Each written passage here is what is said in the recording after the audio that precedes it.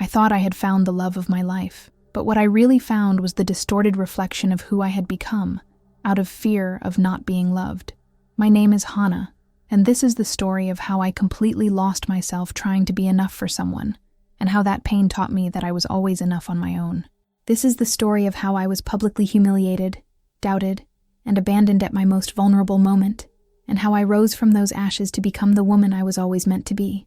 Before I continue, I want to ask you something. If you've ever felt like you needed to change everything about yourself just to be accepted, if you've ever doubted your own worth because of someone else, if you've ever looked in the mirror and not recognized the person staring back because you molded yourself into what someone else wanted, please hit the like button and subscribe to the channel. I want more people to know they're not alone in this pain. And tell me in the comments, where are you watching from? What part of this story resonates with you? Let's talk, with open hearts and shared experiences. I remember the day I met him as if it were yesterday, as if time had frozen that moment in perfect clarity. It was an ordinary Saturday afternoon, one of those days when the sunlight streams through the coffee shop window and makes everything seem a little more beautiful, a little more possible, a little more like a scene from a romantic movie. The air smelled of freshly ground coffee beans and warm cinnamon rolls.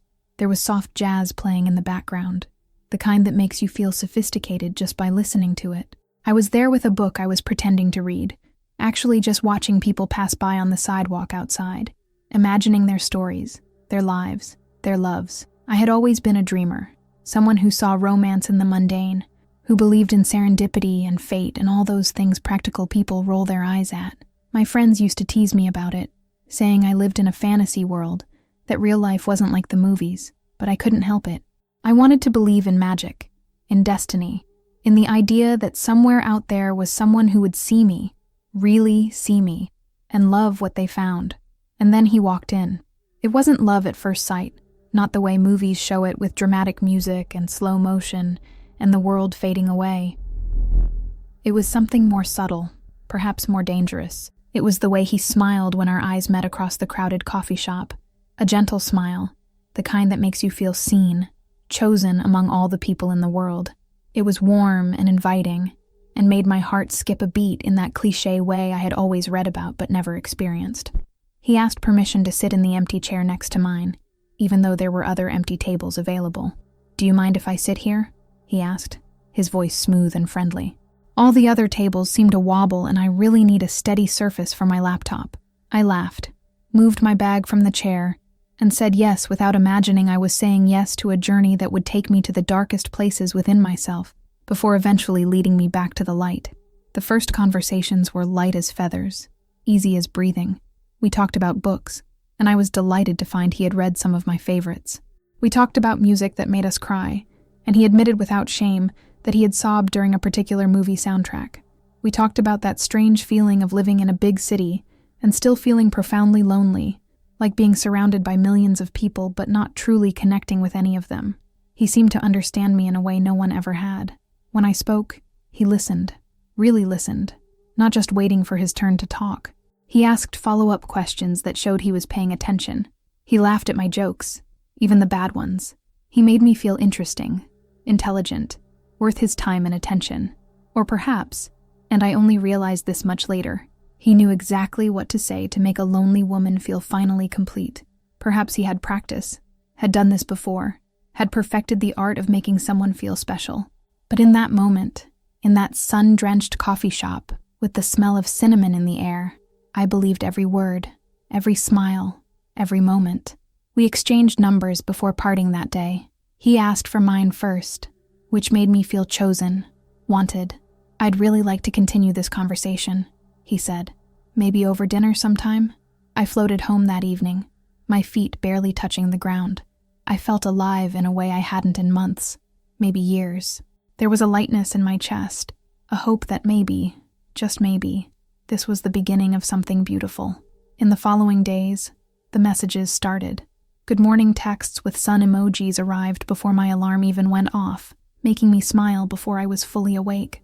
Good night messages with little stars came just when I was settling into bed, making me feel thought of, cared for. Funny little videos in the middle of the afternoon made my coworkers ask why I was giggling at my phone. Questions about how my day had been, what I had for lunch, if I was okay, if I needed anything, filled the spaces between our actual dates. It seemed like attention. It seemed like care. It seemed like someone finally saw me and decided I was worth the effort. I felt special, as if finally someone had noticed I truly existed, that I wasn't just another person going through life without leaving a mark, without mattering to anyone. My friends noticed the change in me almost immediately. I had been in a bit of a slump before meeting him, going through the motions of life without much enthusiasm. Work, home, occasional drinks with friends, repeat. But suddenly I had energy, excitement, something to look forward to. "You look radiant," Julia said while we were having coffee together one afternoon. She studied my face with a knowing smile. "Your eyes are literally sparkling. This guy must really be special." And I would smile, feeling that warmth spread through my chest, that sensation that finally things were falling into place. After so many relationships that didn't work out, so many guys who seemed interested and then ghosted me without explanation, so many nights crying into my pillow wondering what was fundamentally wrong with me that made me unlovable. Finally, I had found someone who stayed, someone who texted back, someone who made plans and actually showed up, someone who seemed to want me as much as I was beginning to want him. The initial months were intense in the best possible way. We saw each other almost every day. If we couldn't meet in person, we would video chat for hours, talking about everything and nothing, comfortable silences filling the spaces between words. He made me laugh with his impressions and silly jokes. He made me think with his observations about life and society. He made me feel safe with his calm demeanor and steady presence. He took me to places I had never been to, expanding my world in ways I hadn't realized it needed expanding. Small restaurants hidden on streets I didn't even know existed, tucked away in neighborhoods I had never explored, where the food was incredible and the atmosphere intimate. Mirantes, where we could see the entire city lit up below us like a blanket of stars, where he would stand behind me with his arms around my waist and point out landmarks while I leaned back against his chest, feeling perfectly content. Parks where we walked hand in hand while the sun set painting the sky in shades of orange and pink and purple, where we would sit on benches and people watch and make up stories about strangers passing by. Each date felt like a promise, a silent commitment to a future we were building together. Each moment felt significant, weighted with meaning and possibility. I started taking pictures of everything, wanting to document this happiness, wanting to be able to look back and remember when everything was perfect. And we talked about the future constantly, as if discussing it would make it more real, more certain.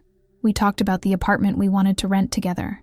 He said it had to have a balcony so we could have breakfast outside on weekend mornings, watching the city wake up, planning our days together. He described it in such detail that I could see it perfectly in my mind. The small round table, 2 chairs, coffee steaming in mismatched mugs, pastries from the bakery down the street, his hand reaching across to hold mine. We talked about the trips we would take together. He wanted to see Europe, to walk through museums in Paris, and eat pasta in Rome, and drink beer in German beer gardens. I dreamed of deserted beaches, where we could simply exist without rushing, without schedules, without the pressures of normal life. We would lie in bed on lazy Sunday mornings, my head on his chest, and plan imaginary itineraries, deciding what we would see first, where we would stay, what we would eat. We even talked about children, which seemed premature, but also felt right in the moment. He wanted 2, he said, a boy and a girl. He even joked about names, suggesting combinations that made us both laugh. He talked about teaching them to ride bikes and helping with homework and being the kind of father who was present and involved.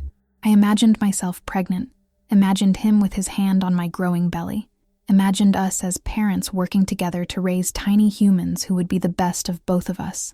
I believed every word, every plan, every promise whispered between kisses, murmured during embraces, stated with what seemed like conviction during our long conversations. It was love. I was absolutely certain. I had finally found it. The real thing. The kind of love I had always dreamed about, read about in novels, seen in movies. The kind that was steady and sure and destined. Finally, after so much searching, so much waiting, so much feeling incomplete and broken and not enough, I had found my other half. The person who completed me. The one who made me whole. But true love doesn't make you feel like half a person waiting to be completed. True love doesn't require you to change or shrink or mold yourself into something you're not.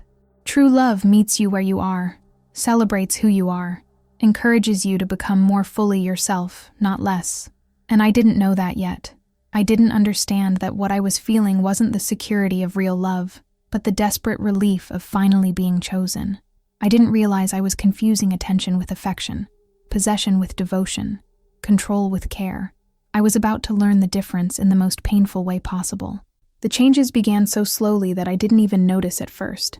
They were subtle shifts, small adjustments, tiny modifications that seemed insignificant in isolation, but would eventually add up to a complete transformation of who I was. They were small details, comments that seemed like jokes, observations that always came accompanied by a smile or a laugh, so I would know he wasn't being serious, right? He was just teasing, just being playful, just comfortable enough with me to be honest. But there was something in those words that bothered me, a small discomfort that I pushed down and ignored because I didn't want to be oversensitive, didn't want to be the kind of girlfriend who couldn't take a joke, didn't want to ruin what we had by being difficult. The first time I felt this discomfort, really felt it in a way I couldn't completely dismiss, was on an afternoon when we were watching a movie at his place. It was one of those lazy weekday evenings where we were both tired from work and just wanted to relax together. I had brought popcorn and chocolate, and was eating absent-mindedly while we watched, completely absorbed in the story unfolding on screen, comfortable and content. He looked over at me, and I felt his eyes on me before I saw him watching. When I turned to meet his gaze, he was smiling, but there was something in that smile that made my stomach tighten. "You've been eating a lot lately, haven't you?" he said, his tone light and joking. "Be careful not to lose that waistline I like so much. Wouldn't want you to get too comfortable, right?" He laughed after he said it, like it was funny, like it was no big deal, like he was just teasing his girlfriend the way couples do. And I laughed along, playing my part, being the cool girlfriend who could take a joke. I said something like, "Oh, stop," or "You're terrible," in that tone that's half genuine protest and half playing along. I pretended it was just a silly joke that meant nothing, but I put the popcorn bowl on the coffee table and didn't eat anything else that night. My appetite had vanished, replaced by a knot of anxiety in my stomach. And when I got home that night, I stood for a long time in front of the mirror, observing my body with critical eyes I had never used before, searching for flaws I didn't even know existed before he pointed them out, wondering if I was gaining weight, if my clothes fit differently, if I was becoming less attractive, less desirable, less worthy of his attention. I stepped on the scale for the first time in months. I scrutinized my reflection from every angle. I grabbed the flesh around my waist, my thighs, my arms, suddenly seeing my body as something that needed to be controlled, managed, perfected. After that, the comments became more frequent, a steady drip of criticism disguised as concern or humor. About my clothes. "You don't need to dress up so much when we're just hanging out. It's kind of try hard, you know, like you're trying to impress people. It's a bit much." Or, "That outfit is a little revealing, don't you think? I'm not trying to control you or anything, but other guys are definitely going to look, and I'm not sure I'm comfortable with that." About my hair. "Don't you think you'd look prettier with straight hair? Those curls are kind of messy and wild, very natural and all that, but maybe not the most polished look." Or, "Have you thought about dyeing it? Maybe something a bit more subtle? The color is nice, but kind of boring." About my friends. "You spend so much time with them. I'm starting to feel like they're more important to me than I am. Don't you want to spend more time with me?" Or, "Julia seems kind of negative, doesn't she? I'm not sure she's the best influence on you. She's always complaining about something, about my interests and hobbies. You still watch that show? Isn't it kind of childish?" Or, "I don't really understand why you like that music. It's pretty basic, don't you think?" Each phrase came wrapped in gift paper, tied with a bow of plausible deniability. There was always a smile attached, always a laugh to soften the blow, always a, "I'm just kidding," or "Don't be so sensitive," or "It's because I care about you and want you to be your best self," to make me doubt my own reaction when his words stung. And I, desperate to believe that this was love, desperate to hold on to this relationship that had seemed so perfect just weeks before, desperate not to be alone again, accepted it all, more than accepted it. I internalized it. I believed him. I changed. I started declining invitations from my friends. "I can't go tonight. I have plans with him," I would say, even when I didn't have specific plans, just the hope that he would call, the need to be available in case he wanted to see me. "Maybe next time," became my constant refrain, until eventually the invitation stopped coming altogether. Julia tried to talk to me about it. "Hana, I miss you. she said one of the last times we met for coffee. "It feels like you've disappeared. We barely see you anymore. And when we do, you're always checking your phone, always rushing to leave. Is everything okay?" "Everything's great," I assured her, perhaps too enthusiastically. "I'm just really happy, and I want to spend time with him. You understand, right? When you're in love, you just want to be together all the time." She looked at me with concern in her eyes, like she wanted to say more, but I didn't give her the chance. I changed the subject, made an excuse to leave early, promised we'd see each other soon. A promise I wouldn't keep. I stopped wearing the clothes I liked and started buying pieces I thought he would approve of. More conservative, more understated, more generic. The colorful floral dresses that used to make me feel happy and feminine stayed in my closet, eventually pushed to the back as I accumulated more beige, more black, more neutral tones that wouldn't draw attention, wouldn't be too much, wouldn't give him reason to comment.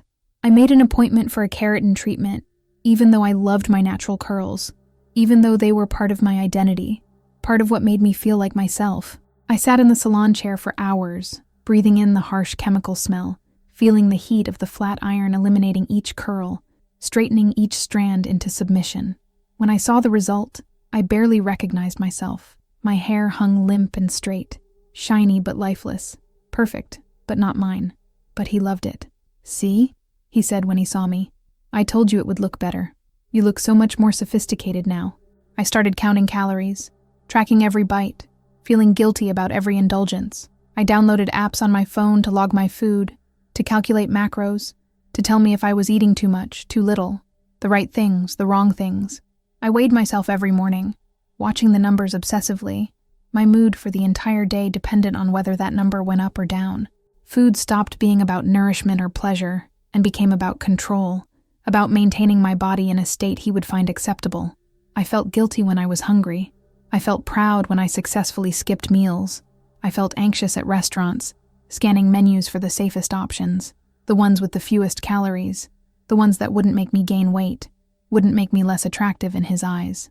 And the cruelest irony, the more I changed, the more I molded myself into what I thought he wanted, the more distant he seemed to become. It was as if each effort I made to transform myself into his perfect woman only pushed him further away, like he was testing to see how much I would sacrifice, how far I would go, how much of myself I would erase in pursuit of his approval. The good morning messages that used to arrive before my alarm went off became sporadic, sometimes not arriving until afternoon, sometimes not at all. The lengthy phone calls where we talked for hours dwindled to brief text exchanges. The plans we made were increasingly canceled at the last minute. "Sorry, something came up at work," or "I'm not feeling great tonight," or just, "Can we reschedule?" without any explanation at all. When we were together, which was less and less frequent, he was distracted, distant, always on his phone.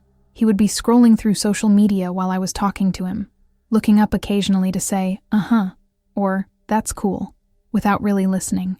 He would receive messages that made him smile, but when I asked who was texting him, he would say no one, or just a friend, and change the subject. The physical affection that had been so abundant in the beginning became rare. He stopped reaching for my hand when we walked.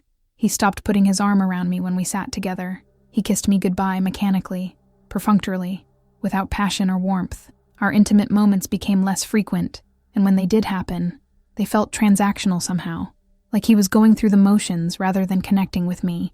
And through it all, I blamed myself. I internalized every withdrawal as evidence of my inadequacy. I constantly asked myself, what am I doing wrong? Why can't I make him happy? What else can I change? How can I be better? I spent hours analyzing our conversations, replaying interactions in my mind, trying to figure out where I had failed, what I had said wrong, how I could improve. I read articles online about how to maintain a healthy relationship, how to keep a man interested, how to be the perfect partner. I watched videos and read blog posts, absorbing advice from strangers about how to be more attractive, more interesting, more worth staying for. I asked my friends, the few who still talk to me despite my increasing absence from their lives, what they thought I should do differently. Most of them, trying to be supportive, would say things like, just be yourself, or, if he can't appreciate you, he doesn't deserve you. But I didn't want to hear that. I wanted concrete actions I could take, specific changes I could make, a formula for fixing whatever was broken in me. Julia, in one of those rare conversations we still managed to have, told me something I wasn't ready to hear, something that would haunt me later when I finally understood what she meant. We were sitting in her apartment, and she had been watching me with growing concern as I picked at a salad I had brought, pushing leaves around the container without eating much. "Hana," she said carefully, like she was approaching a skittish animal, "I need to say something, and I need you to really hear me. You're losing yourself. I don't recognize you anymore. I don't think you recognize yourself." I felt defensive immediately, my walls going up. "What are you talking about? I'm fine. I'm happy." "Are you?" she asked gently. "Because from where I'm sitting, it doesn't look like happiness. It looks like you're trying to become someone else. Someone smaller, quieter, less you. And I'm worried about you." "You don't understand," I said, my voice sharp with emotion I was trying to suppress. "Being in a relationship means compromise.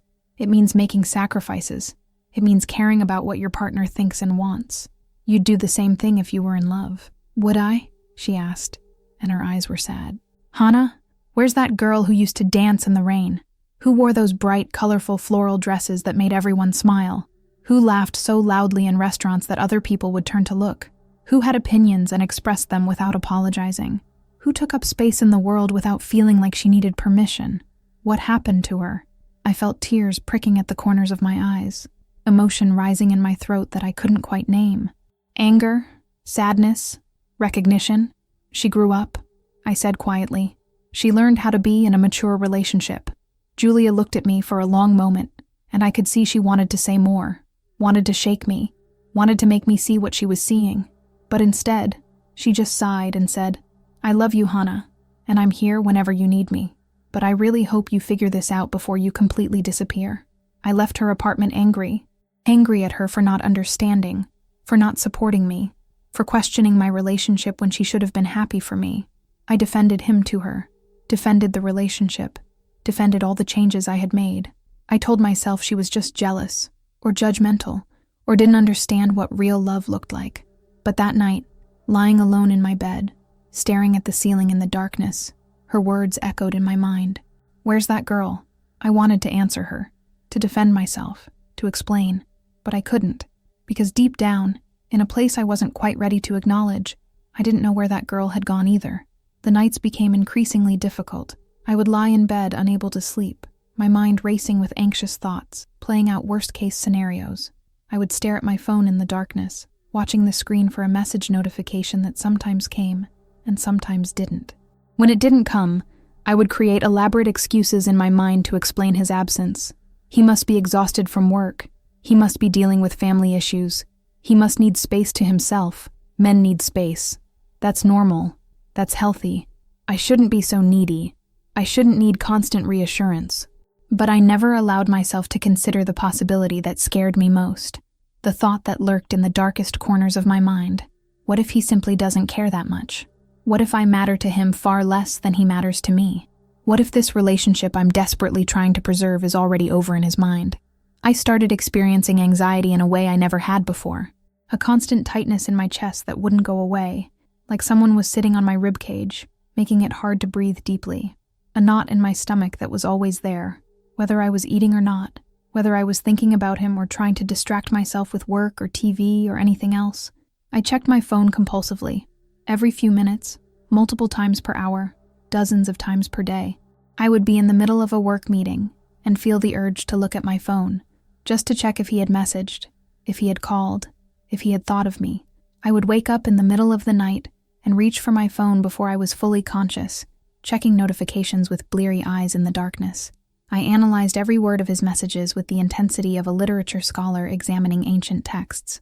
I looked for hidden meanings, subtext, clues about how he was feeling, what he was thinking, whether he still cared. A period at the end of a sentence instead of an exclamation point could send me spiraling. Was he angry? Was he annoyed? Was he losing interest?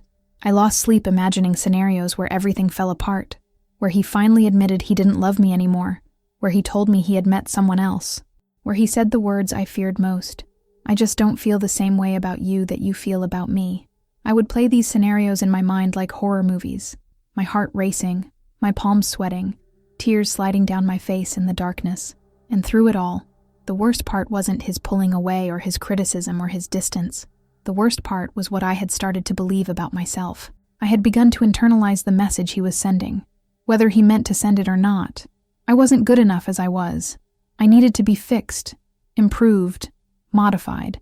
My value was contingent on meeting his standards, earning his approval, making him happy.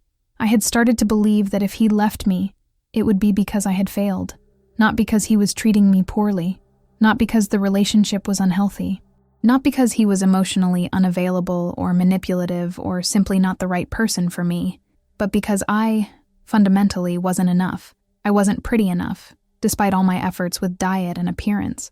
I wasn't interesting enough, despite trying to like the things he liked and share his interests. I wasn't chill enough, despite swallowing my needs and feelings to avoid seeming needy. I wasn't perfect enough, despite sacrificing more and more of myself in pursuit of an impossible standard. Little did I know that this slow erosion of my self-worth, this gradual disappearance of who I had been, was just the beginning. The foundation was cracking, the structure was weakening, and everything was about to come crashing down in a way I couldn't have imagined. The worst was still to come. And when it came, it would shatter everything I thought I knew about love, about myself, about what I deserved. But it would also, eventually, set me free. It was on an ordinary Tuesday morning that my life tilted completely off its axis. I had been feeling strange for several weeks, experiencing symptoms I initially dismissed as stress, or perhaps a stomach bug that wouldn't quite go away. That peculiar morning nausea that arrived like clockwork around 9 a.m., making me rush to the bathroom at work with my hand over my mouth. The bone-deep fatigue that settled over me like a heavy blanket, making even simple tasks feel exhausting. The tenderness in my breasts that made wearing a bra uncomfortable. The food aversions that appeared out of nowhere, making me gag at the smell of coffee, which I had always loved. At first, I attributed it all to anxiety, my body manifesting the stress of the relationship, the constant worry, the feeling of walking on eggshells trying not to upset him or push him further away. Stress could do strange things to your body, I told myself. This would pass once things got better between us. But when my period was late, and then late again, I could no longer ignore the possibility that had been quietly growing in the back of my mind, the thought I had been pushing away, because I wasn't ready to face it. I left work early one afternoon, claiming I had a doctor's appointment, which wasn't technically a lie since I planned to stop by a pharmacy. I went to 3 different pharmacies in 3 different neighborhoods, paranoid about being seen, about anyone knowing, about this being real before I was ready for it to be real. At each pharmacy, I bought a different brand of pregnancy test, as if using multiple brands would somehow make the results more reliable, more trustworthy, more true. When I got home to my small apartment, I locked myself in the bathroom and took all 3 tests, one after another, my hands shaking so violently I could barely hold the sticks steady, barely follow the instructions printed on the boxes.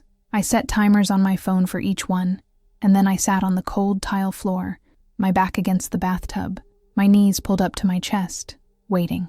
Those 3 minutes felt like 3 hours. Time stretched and distorted, each second heavy with the weight of what was about to change. I could hear the clock ticking in the kitchen, hear my neighbors moving around in the apartment above, hear my own heart pounding in my ears like a drum. When the first timer went off, I couldn't move for several seconds. I just sat there, staring at my phone, knowing that looking at that test would make everything real, would transform my life in ways I couldn't fully comprehend, couldn't take back, couldn't undo. Finally, I forced myself to stand, forced myself to look. 2 pink lines, clear and unmistakable.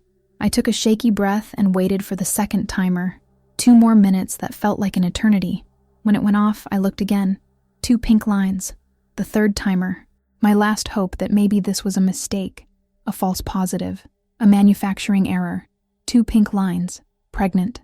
I was pregnant. I sank back down onto the bathroom floor, my legs unable to support me, and just stared at the 3 tests lined up on the edge of the sink like a jury delivering a unanimous verdict. 3 different brands, 3 different test designs, 3 identical results. 2 lines, positive, pregnant. I don't know how long I sat there. Time had lost all meaning. Long enough for the sun to shift, casting different shadows through the bathroom window. Long enough for my legs to go numb from sitting on the hard floor.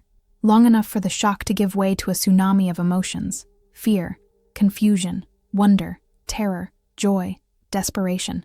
Part of me, that stubborn part that still believed in fairy tales despite mounting evidence to the contrary, felt a flutter of something like happiness. A baby. We were going to have a baby. This would fix everything, wouldn't it?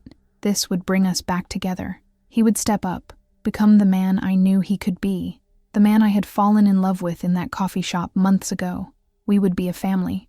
Those plans we had made about our future would finally, unexpectedly, become reality. Sooner than we had imagined, but still wonderful, still meant to be. I let myself imagine it for a moment, telling him the news and watching his face transform with joy. Him pulling me into his arms, holding me close, whispering that everything would be okay. Us going to doctor's appointments together. Him holding my hand while we listened to the heartbeat.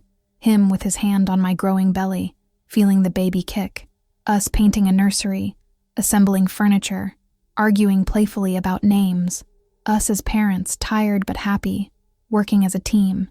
It was a beautiful fantasy, and for a few precious moments, I allowed myself to believe in it. But there was another part of me, smaller but growing louder, that whispered doubts I couldn't quite silence. That part reminded me of how distant he had become, how his messages were rare and his responses brief, how he canceled plans and avoided spending time with me, how when we were together, he seemed to be somewhere else, always distracted, always checking his phone, always ready to leave. That part asked uncomfortable questions. How will he react? Are we really ready for this? Will this bring us closer or push us even further apart? Does he even want to be with me anymore, let alone start a family? I pushed those thoughts away, burying them under determination and hope. I had to believe the best. I had to have faith that when confronted with this news, this undeniable reality, he would rise to the occasion. That becoming a father would transform him, would reignite whatever feelings he had once had for me. I spent the rest of that day and the next in a fog of anticipation and anxiety, trying to figure out the perfect way to tell him.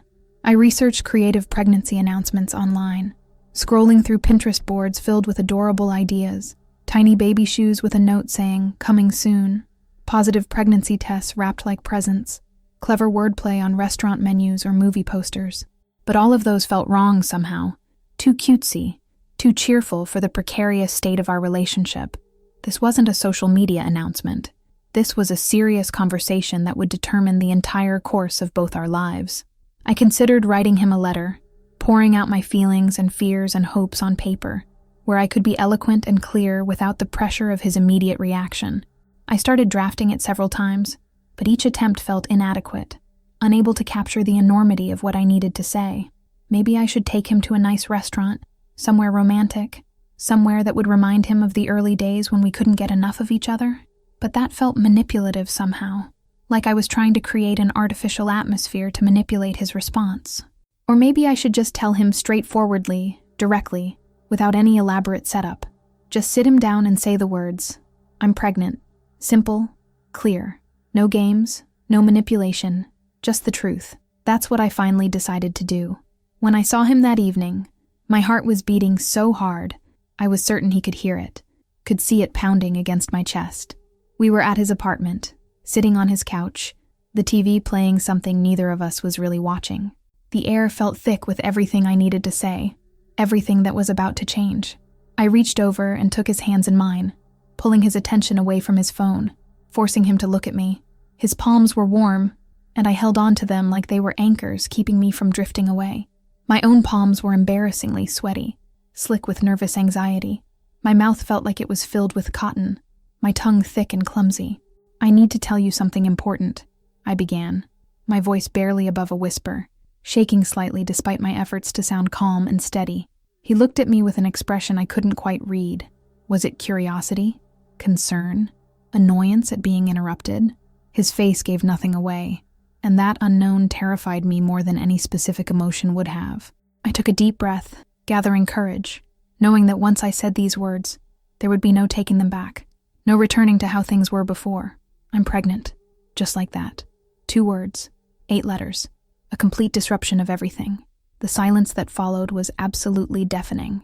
A void that seemed to swallow all sound, all air, all hope. I watched his face carefully, desperately searching for some reaction. Any reaction. Something to tell me what he was thinking, how he was feeling. what this news meant to him. I saw something changing in his expression, a rapid succession of emotions flickering across his features too quickly for me to identify clearly. Surprise, definitely. His eyes widened slightly, his mouth opened a fraction. Then confusion, his brow furrowing as he processed what I had just said. Then something else, something that made my blood run cold, something hard, something calculated, something that looked almost like anger, resentment, disgust. His face became a mask, emotions shutting down, walls going up. It was like watching a door close and lock, leaving me on the outside, alone and cold. "Are you sure?" he asked finally, after what felt like an eternity.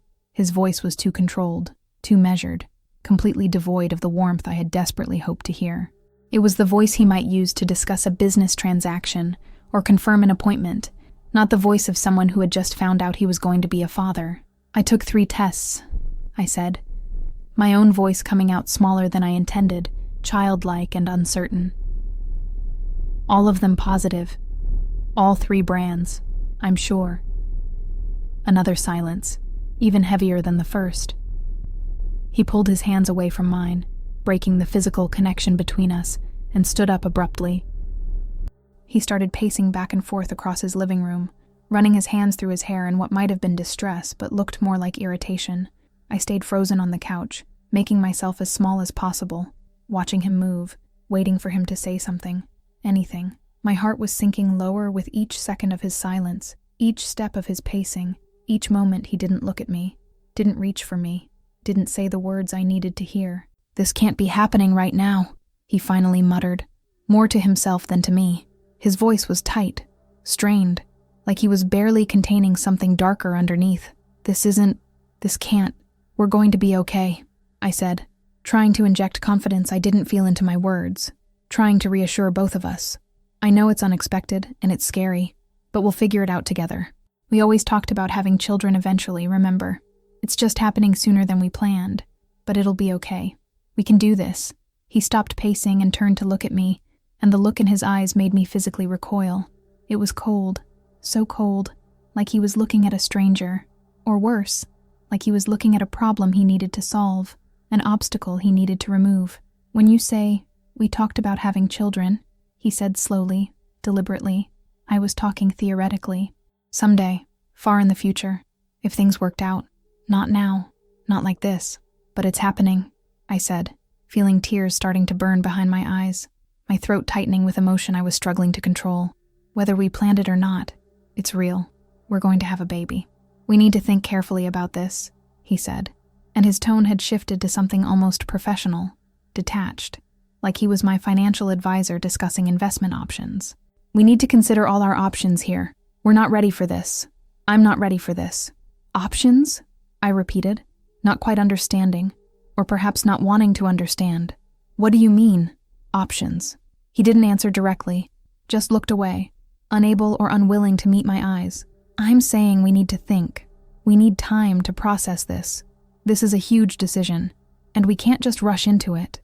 "There's nothing to decide," I said, my hand instinctively moving to my stomach, protective, defensive. "I'm pregnant, with our baby, with your baby. Are you sure about that?" The words came out quiet but sharp, a knife sliding between my ribs. I felt like I had been slapped, the air knocked out of my lungs. "What are you saying?" He still wouldn't look at me. "I'm just saying, we should be sure, before making any big decisions. I have never been with anyone else," I said, my voice rising with hurt and disbelief. "You know that. You're the only person I've been with. How can you even suggest—" "Look," he interrupted, his voice harsh now, impatient, like I was being unreasonable by expecting him to be reasonable. "I'm tired. This is a lot to process. I need some space to think. I think you should go home." "You're kicking me out?" The tears were flowing freely now, and I didn't even try to stop them. "I just told you I'm pregnant with your child, and you're asking me to leave? I'm not kicking you out. I'm asking for space. There's a difference. I need time to process this, alone." And so I left, because what else could I do? I had been trained over months to not question him, to not make demands, to not push when he said he needed space, to accept whatever crumbs of attention or affection he decided to give me, to be grateful for whatever portion of himself he chose to share. I cried the entire way home, tears blurring my vision as I drove, having to pull over twice because I couldn't see clearly enough to be safe. I cried in my car in the parking lot of my apartment building, gripping the steering wheel so hard my knuckles turned white, sobbing so hard I thought I might be sick. I cried in the shower, hot water mixing with tears, standing under the spray until it ran cold, my body shaking with sobs and shivers. I cried into my pillow, soaking the fabric with tears and snot and heartbreak, crying until my head pounded and my eyes swelled and my throat was raw. I cried until I had no more tears left, until there was just an empty, aching hollowness in my chest, a void where hope used to live, a space filled now only with fear and uncertainty and a grief so profound it felt like drowning. And the worst part, the absolute cruelest part, I still had hope. Even after his cold response, even after his cruel implications, even after he sent me away, I still believed he would come around. I still thought he would call the next day full of apologies. I still imagined he was just in shock, just scared, just needing time to adjust to the idea. I believed he would realize what this meant, would remember how much he had claimed to love me, would step up and be the partner and father I needed him to be. I texted him the next day, and the day after that, and the day after that. Each message went unanswered or was met with brief, non-committal responses. "How are you feeling?" I would ask. "Fine. Busy with work. Can we talk about this?" "Not right now. Need more time." I had my first doctor's appointment today. Read, but not responded to. "I miss you. I need space." The weeks crawled by, each one harder than the last. My body was changing, growing, creating life, while my spirit was withering, dying, drowning in loneliness and fear. I went to doctor's appointments alone, listening to the heartbeat for the first time by myself, seeing the ultrasound images without anyone to share the wonder with, making decisions about prenatal vitamins and birth plans with no one to discuss them with. I started hiding the pregnancy from everyone in my life. I couldn't bear to explain, to admit that I was going through this alone, that the father of my baby wanted nothing to do with either of us. I wore loose, baggy clothes to hide my growing belly. I declined social invitations. I made excuses for why I couldn't see friends or family. It was my mother who finally discovered the truth, in the way mothers always do, with that uncanny maternal intuition that sees through all our carefully constructed lies and protective walls. I had gone to my parents' house for Sunday dinner, an obligation I couldn't avoid without raising serious red flags. I thought I had been careful, wearing an oversized sweater, keeping my body angled away, staying seated as much as possible. But when I stood up to help clear the table, my mother's eyes went straight to my midsection, to the unmistakable curve of my belly that no amount of loose fabric could completely hide. She didn't say anything in front of everyone else. She waited until we were alone in the kitchen, the water running as we washed dishes side by side. Then quietly, gently, she asked the question that broke through all my defenses. "Hana, sweetheart, are you pregnant?" And I shattered, completely and utterly fell apart. I told her everything through gasping sobs, the whole terrible story pouring out of me like a confession, like purging poison from my system. I told her about him, about how he had changed, about the pregnancy, about his cold response, about the weeks of silence and distance, about how terrified and alone I felt. She held me while I cried, her arms strong and steady around me, her hand stroking my hair like she had when I was a little girl with scraped knees and hurt feelings. She cried with me, tears sliding down her own cheeks as she held her daughter who was falling apart in her arms. "Oh, my baby," she whispered. "My sweet girl. I'm so sorry. I'm so sorry." That night, surrounded by my family who now knew the truth, I felt the first real comfort I had experienced in months. My father, his face tight with suppressed rage at the man who had treated his daughter this way, promised he would support me however I needed. My mother made plans to help with doctor's appointments and baby preparations. My little sister held my hand and told me she was going to be the best aunt in the world. My family insisted on having a lunch to meet him, to discuss the situation, to figure out how we would all move forward as extended family. They wanted to give him a chance, wanted to believe he would step up and do the right thing, wanted to help facilitate a resolution that would be best for everyone, especially for the baby. I was reluctant, knowing deep in my gut that nothing good would come from this meeting, but they insisted. They were trying to help, trying to be fair, trying to give him the benefit of the doubt that I no longer had to give. Against my better judgment, I called him. It had been weeks since we had actually spoken on the phone. All our communication reduced to occasional terse text messages. His voice when he answered sounded distant, like he was talking to a telemarketer rather than the mother of his child. I explained the situation as neutrally as I could, my voice shaking despite my efforts to sound calm. My family wanted to meet him, to have a conversation, to discuss how we would handle this situation as adults, as family.